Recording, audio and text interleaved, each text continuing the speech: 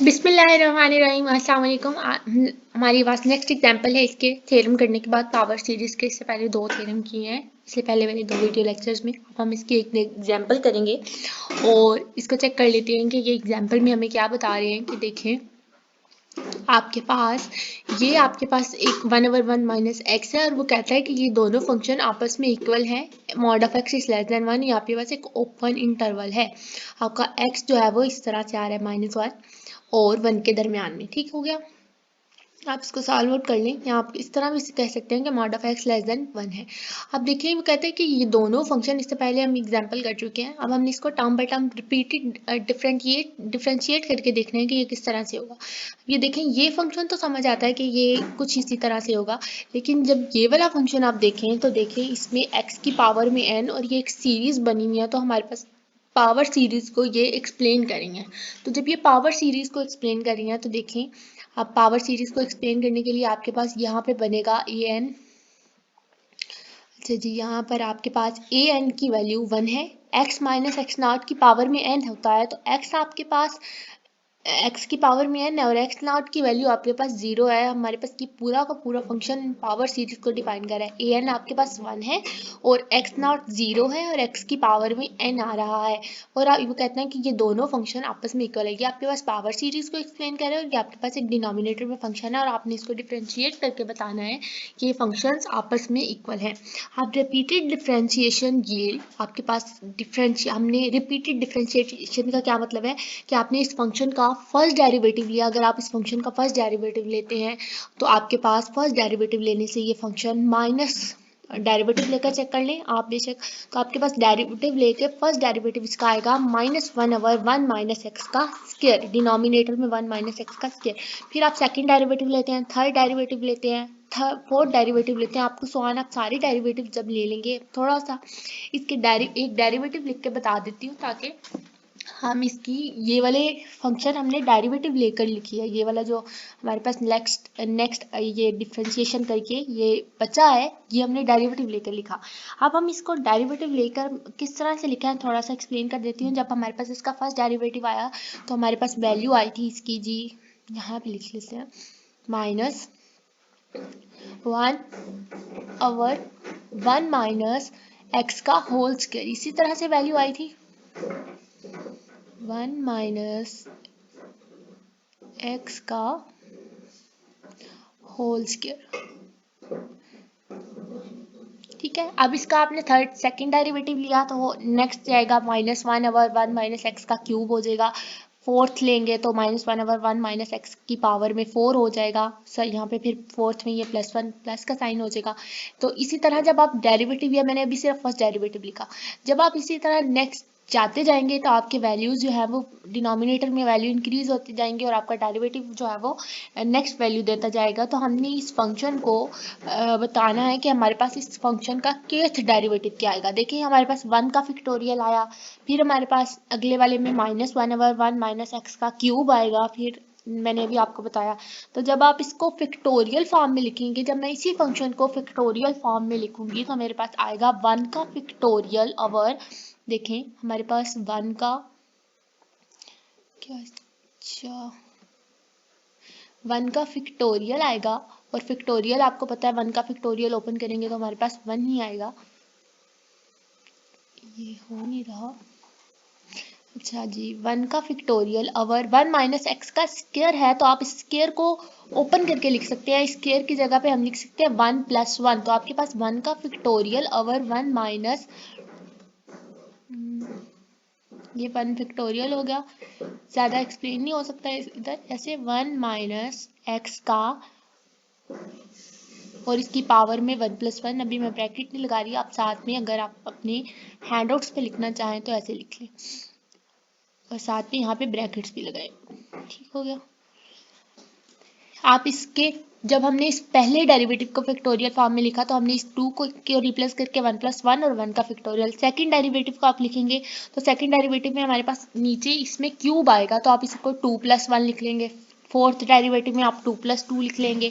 तो इसी तरह आपके पास ये फिक्टोरियल फॉर्म भी ऊपर से भी चेंज होता जाएगा। 1 का फिक्टोरियल फर्स्ट डेरिवेटिव के लिए, सेकंड के लिए 2 फिक्टोरियल, थर्ड के लिए 3 factorial, up to so on kth derivative के लिए आपके पास फिक्टोरियल आएगा। k का फिक्टोरियल देखें 1 माइनस एक्स, ये देखें 1+1 2+2 ये इंक्रीज होते जा रहे हैं, तो आपके पास केथ के लिए k+1 फिक्टोरियल आएगा।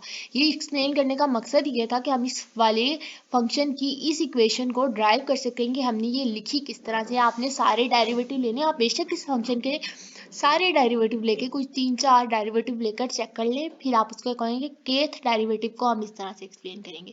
ठीक हो गया। अभी हमने भी इसकी लेफ्ट साइड देखी, राइट साइड में वो क्या कह रहा है कि हम राइट साइड में भी डिफ्रेंशिएशन करते हैं। जब हमने फंक्शन का, इस फंक्शन का भी फर्स्ट डेरिवेटिव लेंगे तो हमारे पास फर्स्ट डेरिवेटिव लेने से एन एक्स और उसकी पावर में n-1 आएगा। सेकंड डेरिवेटिव लेंगे तो n एज इट इज आएगा, फिर n-1 उसकी पावर में था वो स्टार्टिंग में आ जाएगा, x n-2 हो जाएगा, up to so on powers increase होती जाएंगी और एट द एंड आपके पास इसका डेरिवेटिव जो है वो ये आ जाएगा। किस तरह से आया, n फर्स्ट डेरिवेटिव लेने से और x की पावर में n-1, फिर सेकंड डेरिवेटिव लेंगे तो आपके पास n इंटू n-1 ये सारी फिर आप केथ डेरिवेटिव लेंगे n-1 n-k, फिर n-k में k+1, फिर x की पावर में भी n-k। अब देखिए यहाँ पर n इक्वल टू 0 था और यहाँ पर n इक्वल टू k हो गया है। तो जब आप n इक्वल टू 0 से n, जब आप इंडेक्स शिफ्ट करते हैं तो आपका फंक्शन, देखिए अभी हमने इसके इंडेक्स को शिफ्ट किया केथ डेरिवेटिव पे तो मेरा पूरा फंक्शन k में रिप्लेस हो गया। यहाँ पर मेरे पास इसका डेरिवेटिव n-1 आ रहा था या n-2 आ रहा था, n-3 आ रहा था, थर्ड डेरिवेटिव लिया तो देखिए अब हमारे पास इस फंक्शन का जो डेरिवेटिव है वो इंक्रीज हो चुका है। जब हम केथ डेरिवेटिव तक गए तो मेरे पास इस फंक्शन का डेरिवेटिव n-k हो जाएगा, और जब हमने इस फंक्शन को n-k हो गया तो हमारे पास फंक्शन की वैल्यू k टू इन्फिनिटी हो गई है। क्या अब हम क्या करते हैं, देखें n इक्वल टू k था, अब हमने इसके इंडेक्स को दोबारा से शिफ्ट किया। इंडेक्स को शिफ्ट करने का मकसद क्या है कि हम इसको इन एनसीआर इक्वेशन की फॉर्म में लिखते हैं। एनसीआर इक्वेशन की फॉर्म कौन सी है जी, देखें जब आपने दोबारा से इस फंक्शन को n+k में शिफ्ट किया, अब हमने इससे पहले वाले थ्योरम में देखा था, जब आपके पास function n equal to k था और आपने 0 में शिफ्ट करना था तो आप फंक्शन को n इक्वल टू n+k से रिप्लेस कर लेते हैं। आप बेशक अपने यहाँ पे स्टेप ऐड कर ले, रिप्लेस n बाय n+k। आपने इस पूरे ऊपर वाली इक्वेशन को n को n+k से रिप्लेस कर लेना। n की जगह पे n+k लिखा, n के रिप्लेसमेंट में n+k और साथ में -1 एज इट इज, फिर इधर भी n+k, -k कैंसिल हो जाएगा और n+1 बच जाएगा और x की पावर में n बच जाएगा और आपके पास ये इसका इंटरवल आ गया। अब आपने इसको एनसीआर इक्वेशन में लिखना है और एनसीआर इक्वेशन में लिखने के लिए आपके पास फॉर्मूला होता है n factorial over r factorial into n-r।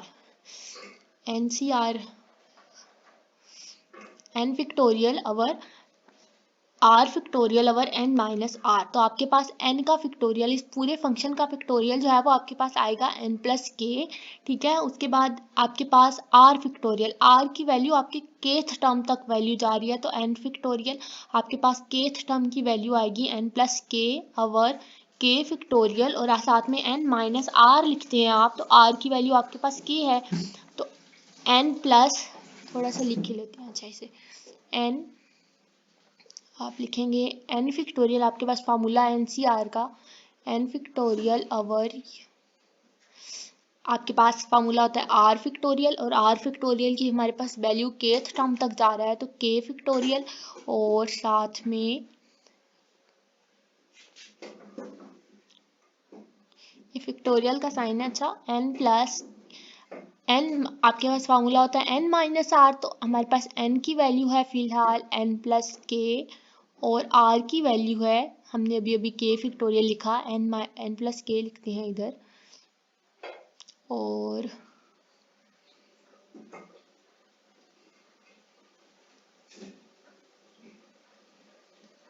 r की वैल्यू आपके पास k n-r था तो n-k आर की जगह पर हमने के की वैल्यू लिख दी। अब आपका के और के जो है वो कैंसिल हो जाएंगे और आपके पास सिर्फ बाकी बच जाएगा एन का फिक्टोरियल। और जब आपने इस पूरे फंक्शन को एन फिक्टोरियल और एन फिक्टोरियल से मल्टीप्लाई डिवाइड करना है तो ये एन फिक्टोरियल भी खत्म हो जाएगा, आपके पास जो सिर्फ टर्म बाकी बचेंगी वो बचेगा एन प्लस के और ये नीचे वाला के फिक्टोरियल। तो आपके पास इस सारे फंक्शन को हमने एन प्लस के और के लिख दिया और आपके पास एक्स की पावर में एन एज इट इज साथ आ गया। ये थी एग्जाम्पल, आपको होप से समझ आई होगी। आपने सारे फंक्शन के डेरिवेटिव लेकर चेक करने हैं, 3-4 डेरिवेटिव आप लेफ्ट साइड के भी लें और राइट साइड के भी डेरिवेटिव लें, फिर आप देखें कि आपके पास फंक्शन की वैल्यू इस तरह से आ जाएगी। ठीक है, आपने डेरिवेटिव लेकर चेक करनी है। और अल्लाह हाफिज़, थैंक यू।